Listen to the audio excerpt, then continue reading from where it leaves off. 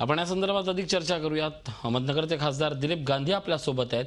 गांधी साहेब, आपलं स्वागत। आताच आपण रिपोर्ट पाहिला असेल की आपण सोशल माध्यमांमध्ये जास्त दिसत नाहीत, ऑनलाईन तुम्ही जास्त दिसत नाहीत। खरं तर पंतप्रधानांनी सांगितलंय की ऑनलाईन असून आपली कामं पोहोचवली पाहिजेत।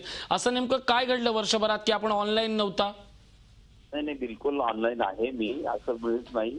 मी फेसबुकचा वापर करतो। 16,000 लाईक आहेत माझ्याकडे। माझं फेसबुक प्रोफाईल आहे, 500 सेंट आहे, 15,000 फॉलोअर आहेत माझे। आणि सर्वात महत्वाचं, मी मोबाईल ऍप्लिकेशन माझं केलं आहे। त्याचा अँड्रॉइड ऍप्लिकेशन आहे, 1500 लोक त्यांच्या मोबाईलवर त्यांनी डाउनलोड करून घेतलं आहे। त्याचप्रमाणे माझी वेबसाईट पण आहे, तिला 15,000 पेक्षा जास्त लोकांनी व्हिजिट केली आहे। आणि व्हॉट्सअपवरून मी आता सरकारच्या सगळ्या योजना ज्या ज्या वेगवेगळ्या पद्धतीनं, एवढंच नव्हे तर मग जो ग्रामीण भागात दौरा करतो आहे, वेगळ्या वेगळ्या ठिकाणी दौरा करतो आहोत, ते सगळं आम्ही आमच्या मतदारसंघातल्या लोकांपर्यंत पोहोचवण्याचा प्रयत्न करतो।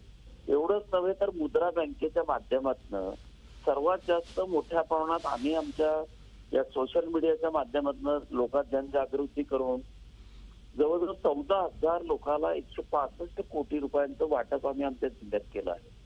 त्यामुळे एक असं की असं नाहीये, पण एवढंच आहे की प्रत्येकाचं एक त्याचा आता अजून अवेअरनेस, हे मी मान्य करतो की माझा अवेअरनेस ह्याच्यात पूर्ण 100% नाहीये, परंतु मी आता 60-70% आहे।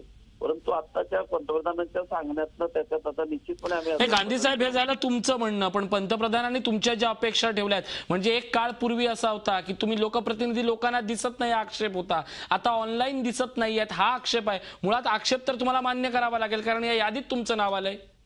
नाही, यातच आता एक असं आहे ना, आता त्यांनी जो दृष्टिकोन ठेवला डोळ्यासमोर, त्याच्यात आम्ही कमी असू शकतो ना? नाही, आम्ही म्हणतच नाहीये ना।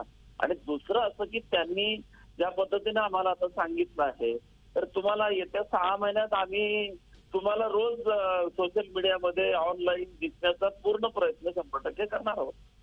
नक्कीच ऑनलाईन दिसा, ग्रीन बघायचं तेव्हा राहू देत, एवढीच अपेक्षा पंतप्रधानांची आहे। विशेषतः पक्षाने ठेवलेली जबाबदारी, ही ऑनलाईन दिसण्याची जबाबदारी, या माध्यमातून लोकांपर्यंत कनेक्ट होईल अशी अपेक्षा व्यक्त करतो।